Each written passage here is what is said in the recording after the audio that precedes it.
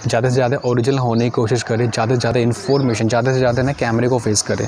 मेरा मानना है कि अगर आप ना कैमरे के सामने अच्छा होना चाहते हैं तो आपको ना अपने आप को कैमरे के सामने ज़्यादा से ज़्यादा फेस करना होगा विदाउट केयरिंग एनी वरी। मैं तो जानबूझ करके, मैं तो इंटेंशनली अपने आप को ना पब्लिक के सामने रिकॉर्ड करना पसंद करता हूँ। लाइक अगर मैं कहीं बाहर जा रहा हूँ या फिर मैं यहाँ पार्क में बैठ करके अपने आप को रिकॉर्ड कर रहा हूँ, तो पब्लिकली मैं चीज़ें ज़्यादा करना पसंद करता हूँ, क्योंकि जब हम किसी चीज़ को पब्लिकली करते हैं तो वहाँ हमारा कॉन्फिडेंस लेवल है ना कुछ अलग हट करके बात करता है। मतलब वहाँ थोड़ी ज़्यादा एफर्ट लगती है अपने आप को कॉन्फिडेंट बनाने के लिए, क्योंकि थोड़ा डिफ़िकल्ट हो जाता है जब लोग इधर उधर से गुजरते हुए आपको ऑब्ज़र्व करते हैं कि ये क्या कर रहा है। तो इसलिए उस चीज़ को इग्नोर करके आपको अपने काम पर फोकस करना है। यहाँ से आपका स्किल्स एक्चुअल में इम्प्रूव होगा, क्योंकि बिहाइंड द सीन्स अगर आप अपने आप को रिकॉर्ड कर रहे हैं मतलब अपने स्टूडियो में, तो वहाँ तो सिर्फ आप अकेले हैं, वहाँ आपको कोई ऑब्ज़र्व नहीं कर रहा है। तो वहाँ हो सकता है कि आपके अंदर कॉन्फिडेंस ज़्यादा हो बजाय इसके कि आप बाहर रिकॉर्ड कर रहे हैं। तो अगर आपको थोड़ा सा अलग लेवल से कॉन्फिडेंस चाहिए तो है ना ज़्यादा से ज़्यादा है ना पब्लिकली रिकॉर्ड करो। मतलब वो काम पब्लिकली करना शुरू करो जिसमें आप है ना अच्छा होना चाहते हैं। जब आप चीज़ों को पब्लिकली शुरू करते हैं तब आपको चीज़ें रियलाइज़ होते हैं कि हाँ आप इम्प्रूव हो रहे हैं, आपके अंदर एक अलग ही कॉन्फिडेंस आ रहा है। देखो जो बॉलीवुड स्टार्स है ये पहले से, अगर आप एक आर्टिस्ट हैं, अगर आप एक क्रिएटिव प्रोड्यूसर बनना चाहते हैं किसी भी फील्ड में, तब आपको एक तो ये शर्म हया ये सब निकालनी पड़ेगी अपने माइंड से कि यार लोग क्या सोच रहे हैं, लोग क्या बोल रहे हैं। इस चीज़ को अगर जिसने निकाल दिया ना अपने दिमाग से, वो कामयाब है। आप जितने भी बड़े सक्सेसफुल यूट्यूबर्स हैं जिनके मिलियंस ऑफ फॉलोवर्स है, एक अच्छा लाइफस्टाइल मेंटेन कर रहे हैं, नेम है, फेम है, एक सेलिब्रिटी से कम नहीं है वो आज। जहाँ भी निकल जाते हैं लोग उनके पीछे फ़ोटोग्राफ के लिए भागते हैं। तो उन्होंने जब आपको पता होगा कि उन्होंने स्टार्टिंग में कैसे शुरू किया था, अगर उनके मन में भी ये डर होता कि यार ये जो मैं कंटेंट बना रहा हूँ क्या ये वाकई में लोगों को पसंद आएगा, क्या मतलब वैलिडेशन अगर आप ढूंढ रहे हैं लोगों से, अप्रूवल ढूंढ रहे हैं लोगों का, तो फिर ये पॉसिबल नहीं है कि आप है ना किसी चीज़ में अच्छे हो जाओ और लोगों का वैलिडेशन भी पालो। लोग तो आपको कुछ ना कुछ देखो, कुछ ना कुछ तो डिसअपॉइंट होएंगे, कुछ पसंद करेंगे कुछ ना पसंद करेंगे, कुछ को अच्छा लगेगा कुछ को अच्छा ना लगेगा। बट आपको आपका पर्पस क्लियर है, अगर आपका व्हाई क्लियर है, अगर आप किसी काम को जो करना चाह रहे हैं उसके पीछे जो रीज़न है वो सब क्लियर है, तब आपको है ना कोई चीज़ रोक नहीं सकती। मतलब आप ज़्यादा से ज़्यादा अपने आप को रिकॉर्ड करो कैमरे के सामने। इंग्लिश के मामले में भी यही बात है, लोग बहुत सारे मुझसे ये बोलते हैं कि मैं ना इंग्लिश पढ़ सकता हूँ, मैं इंग्लिश समझ भी सकता हूँ और मैं इंग्लिश लिख भी सकता हूँ, लेकिन इंग्लिश बोलने में दिक्कत होती है। मतलब जब मैं बोलता हूँ इंग्लिश तो मुझे ना बहुत डिफ़िकल्ट होता है, मतलब बोलना नहीं जाता। जो भी मेरे याद है, अगर कुछ वर्ड्स हैं भी तो माइंड एकदम ब्लैंक हो जाएगा। जो भी वर्ड्स है, स्टेटमेंट्स है, अकेले में मैं बात कर सकता हूँ अपने आप से, एक वन ऑन वन किसी अनजान किसी जान पहचान के पर्सन से बात कर सकता हूँ। बट जब बात आती है किसी स्ट्रेंजर से बात करने की, स्पेशली किसी पर्टिकुलर ग्रुप के सामने बात करने की, पब्लिक स्पीकिंग की बात कर रहा हूँ, तो वहाँ पर है ना मुझे नर्वसनेस होती है। लोग ऐसी कंप्लेंट करते हैं, तो ये नर्वसनेस की मैं पहले तो समझने की कोशिश करूँ। लोग देखो, इन्फॉर्मेशन दो तरह से हम कंज्यूम करते हैं। सबसे पहला तो एक जो प्रोसेस है हमारा माइंड, जो सबकॉन्शियस माइंड है, कैसे काम करता है। हमारा सबकॉन्शियस माइंड है ना एक कंप्यूटर की तरह है। जैसे तो कंप्यूटर को जो भी इनपुट आप दे देंगे फिर वो उसका आउटपुट देगा। तो जो हमारा इनपुट है, मतलब इन्फॉर्मेशन इनका जो प्रोसेस है वो दो तरह से होता है यूजुअली, एक तो रीडिंग के थ्रू और एक होता है लिसनिंग के थ्रू। तो अगर आप इंग्लिश को सुन रहे हैं, मतलब किसी को बोलते हुए इंग्लिश आप सुन रहे हैं, कोई हॉलीवुड मूवी देख रहे हैं, कोई कार्टून नेटवर्क देख रहे हैं, कुछ भी ऐसा सुन रहे हैं जो इंग्लिश में बात हो रही है, तो इन्फॉर्मेशन इनका एक ये फर्स्ट पार्ट है। सेकंड पार्ट जो है इन्फॉर्मेशन आप कंज्यूम कैसे करते हैं, रीडिंग के थ्रू। देखो, अगर आपके पास सोशल मीडिया, अगर आप सोशल मीडिया यूज़ करते हैं, इस डिजिटल एज में ऑलमोस्ट सभी सोशल मीडिया का इस्तेमाल करते हैं, तो कहीं ना चीज़ें दो तरह से ये सोशल मीडिया पर, एक तो वीडियो फॉर्म में और एक रिटन फॉर्म में। ज़्यादातर रिटन फॉर्म में, अगर वीडियो भी है तो रिटन फॉर्म में ज़्यादा है।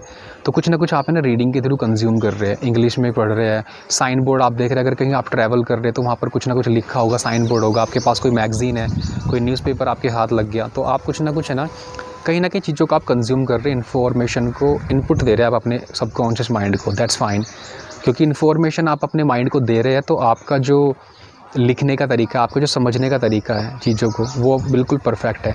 इसलिए आप चीज़ों को समझ सकते हैं, लिख सकते हैं और चीज़ों को पढ़ भी सकते हैं इंग्लिश में, क्योंकि इन्फॉर्मेशन इन जो ये प्रोसेस चलता रहता है, चाहे आपका ध्यान हो या ना हो, चाहे आप इंटेंशनली कर रहे हो या ना कर रहे हो, आप इन्फॉर्मेशन कंज्यूम कर रहे हैं इंटेंशनली और अनइंटेंशनली। तो फिर दूसरी तरफ जो आउटपुट प्रोसेस होगा, उस हमारा जो आउटपुट प्रोसेस है वो भी दो तरह से होता है मेनली। पहला राइटिंग के थ्रू, अगर आप इंग्लिश में कुछ लिख रहे हैं तो वो आउटपुट का प्रोसेस है। मतलब इन्फॉर्मेशन आपने कंज्यूम तो कर ली, बट अब उसको है ना आउटपुट देने की बारी आ रही है। और आउटपुट आप उसे कैसे दे सकते हैं, इन्फॉर्मेशन आउट, मतलब चीज़ों को जब आप लिख रहे हैं इंग्लिश में, जब आप चीज़ों को इंग्लिश में लिख रहे हैं तब आप आउटपुट का एक प्रोसेस है। दूसरा है जो कि मेन है, वो है स्पीकिंग। आपने इन्फॉर्मेशन कंज्यूम कर ली, अब आप आउटपुट देने की बारी है। या तो राइटिंग के थ्रू करेंगे आप, या फिर स्पीकिंग के थ्रू करेंगे। अब ज़्यादातर ढिलाई कहाँ होती है, वो इसी मामले में होती है। और ये जो प्रॉब्लम है सब लोगों की, जो ज़्यादातर मेनली प्रॉब्लम है लोगों की, वो ये है कि वो इंग्लिश को पढ़ सकते हैं, वो इंग्लिश को समझ भी सकते हैं, वो इंग्लिश को लिख सकते हैं, बट बोल नहीं सकते, क्योंकि वो बोल नहीं रहे हैं। सिंपल रीज़न सिंपल है, जब आप बोलना शुरू करेंगे तभी आप बोल सकते हैं। ज़्यादातर लोग क्या सोचते हैं कि पहले मैं एक बार सीख लूँ, उसके बाद बोलना शुरू करूँगा, पहले एक बार परफेक्टली चीज़ों को बोलना सीख लूँ। और जबकि ये सब कुछ उल्टा है। जब तक आप चीज़ों को बोलना शुरू नहीं करेंगे तब तक आपको परफेक्टली इंग्लिश आएगी नहीं। तो इसलिए बहुत सारे लोग हैं जो अपने आप को स्टॉप कर लेते हैं, जो अपने आप को ना रोक लेते हैं, ये सोच करके कि मैं चीज़ों को तब तक नहीं शुरू करूँगा जब तक मुझे परफेक्टली आनी जाएगी। बट अपोजिट है उसका एग्जैक्टली। जब तक आप शुरू नहीं करेंगे तब तक आप चीज़ें नहीं आएंगी। तो इसलिए जब अगर आप वेट कर रहे हैं कि मैं पहले एकदम परफेक्टली बोलना शुरू करूँ फिर मैं बोलना शुरू करूँगा, बट ये है ना बिल्कुल अपोजिट है। तो अगर मैं 100 के स्केल पर बात करूँ, 95% most of the time 90% information हम कंज्यूम कर रहे हैं। मतलब 95% जो हमारा काम हो रहा है ना, वो इनपुट प्रोसेस पे हो रहा है, चाहे हम चाह रहे हैं चाहे हम नहीं चाह रहे हैं। इंटेंशनली और अनइंटेंशनली, कॉन्शियसली और अनकॉन्शियसली कहीं ना कहीं हम इन्फॉर्मेशन कंज्यूम कर रहे हैं। भले आपका पर्पस इंग्लिश सीखने का हो या ना हो, कुछ ना कुछ तो आप सोशल मीडिया जब स्क्रॉल करते हैं, कुछ ना कुछ तो आप रीड करते ही हैं। फिर दूसरा जो ओनली 5% काम हो रहा है वो आउटपुट पर हो रहा है। और आउटपुट क्या है? राइटिंग और स्पीकिंग। मतलब आप अपने आप से पूछ सकते हैं लास्ट टाइम आपने कब कोई पैराग्राफ लिखा था, लास्ट टाइम आपने कभी कुछ आर्टिकल लिखा हो, अपने बारे में इंट्रोडक्शन लिखा हो? नहीं, शायद नहीं। बहुत सारे लोग हैं जिनको बहुत साल हो गए लिखे हुए भी। दूसरा जो है वो है स्पीकिंग। तो ये भी आउटपुट का एक प्रोसेस है। स्पीकिंग के मामले में आपको अपने आप को क्या करना है, स्पीकिंग के मामले में आपको है ना ज़्यादा से ज़्यादा बोलना है। तो 95% वर्क इनपुट पर हो रहा है, बट ओनली 5% जो काम है वो आपका आउटपुट पर हो रहा है। तो इसलिए आपको बोलने में तकलीफ़ है, इसलिए आपको बोलने में जो प्रॉब्लम आ रही है इंग्लिश को, इसलिए आ रही है। तो ये सबसे बड़ा मेन रीज़न है। तो अब आपको क्या करना है, अब आपको जो जहाँ 5% वर्क हो रहा है, ओनली ढिलाई से जो काम हो रहा है, उसको है ना थोड़ा सा बढ़ाना है। मतलब ज़्यादा से ज़्यादा है ना इंग्लिश में बात करने की कोशिश करो। जितना आप बात करते हैं इंग्लिश में, जितना आप इंटरेक्ट करते हैं, अगर स्ट्रेंजर के साथ थोड़ा सा आप अनकंफर्टेबल फील करते हैं तो आप किसी जान पहचान वाले के साथ है ना इंग्लिश स्पीकिंग के प्रैक्टिस कर सकते हैं। बट मेक श्योर कि वो बंदा उसका इंटेंशन क्लियर हो कि वो आपको हेल्प कर रहा है या फिर वो खुद सीखना चाह रहा है इंग्लिश। क्योंकि अगर आप किसी ऐसे इंसान के सामने इंग्लिश बोलना शुरू करते हैं जो आपके लिए कम्प्लीटली स्ट्रेंजर है, जिसका इंटेंशन नहीं है इंग्लिश को इम्प्रूव करने का, जाहिर सी बात है कि वो आपका फ़न, वो आपका मजाक उड़ाएंगे या फिर मतलब आपको जज करेंगे, आप पर हंसेंगे। तो ये है ना आपके कॉन्फिडेंस को बहुत डाउन कर देगा, बहुत लेवल, आपके कॉन्फिडेंस लेवल को बहुत लो कर देगा। तो इसलिए मेक श्योर कि आप उन्हीं लोगों के साथ इंटरेक्ट करें जिनका पर्पस क्लियर है, जिनका इंटेंशन क्लियर है कि हाँ उन्हें भी है ना अपनी कम्युनिकेशन स्किल इंप्रूव करनी है, उन्हें भी अपने इंग्लिश स्पीकिंग को इंप्रूव करना है। बहुत सारी एप्लीकेशंस है जहाँ पर आप एप्लीकेशंस को इंस्टॉल कर सकते हैं और लोगों के साथ कनेक्ट हो सकते हैं। स्ट्रेंजर्स होंगे वो, और उनका पर्पस एकदम क्लियर है क्योंकि उन्हें भी इंग्लिश सीखनी है और आपको भी इंग्लिश सीखनी है। तो आप उनसे कनेक्ट हो सकते हैं, आप उनके साथ प्रैक्टिस कर सकते हैं। दूसरा, आप है ना रीडिंग पर ज़्यादा ध्यान दें। जैसे कि न्यूज़पेपर की रीडिंग करना थोड़ा सा डिफ़िकल्ट हो सकता है, थोड़े से हाई फ्रीक्वेंसी वर्ड होते हैं, या फिर कोई ऐसी टेक्स्ट बुक पढ़ रहे हैं आप, हिस्ट्री, ज्योग्राफी, जहाँ पर है ना चीज़ें थोड़ा सा डिफ़िकल्ट है। तो आप है ना रीडिंग करना शुरू करें, कोई मैगज़ीन पढ़ो।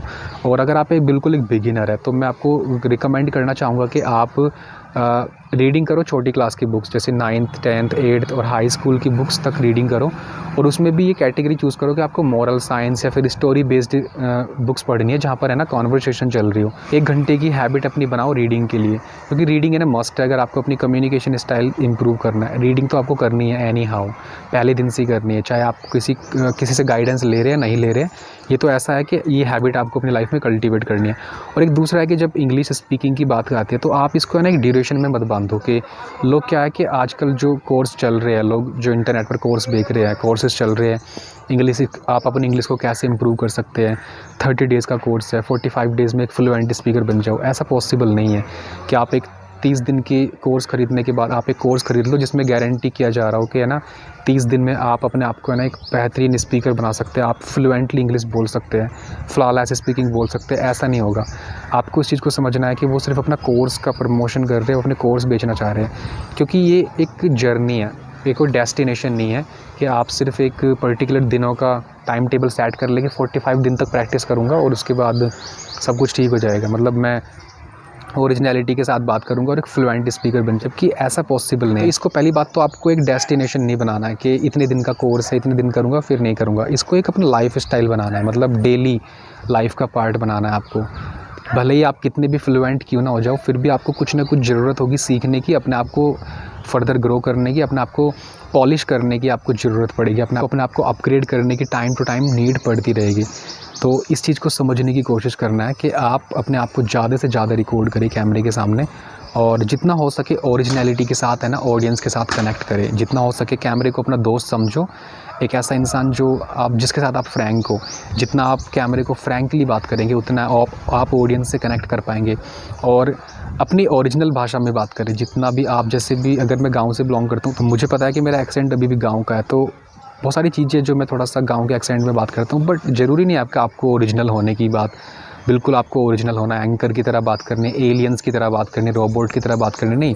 जैसे आप अपने घर में बात करते, जैसे आप यूजुअली अपने घर में बात करते हैं, अपने फ्रेंड से बात करते हैं, वैसे बात करो। कोई इशू नहीं है, क्योंकि जितना आप ओरिजिनल रहेंगे ना ऑडियंस के सामने, उतना ज़्यादा बेहतर रहेगा आपके लिए, उतना ज़्यादा कंफर्टेबल रहेगा। आप अपने आप को ज़्यादा से ज़्यादा कैमरे के सामने रिकॉर्ड करो। कहीं भी आप घर में बैठे, बाहर बैठे, ओरिजिनल होने की कोशिश करो। अगर आपको वीडियो पसंद आया है तो वीडियो को लाइक करो, चैनल को सब्सक्राइब करो और अपने फ्रेंड्स के साथ शेयर करो। Thank you very much.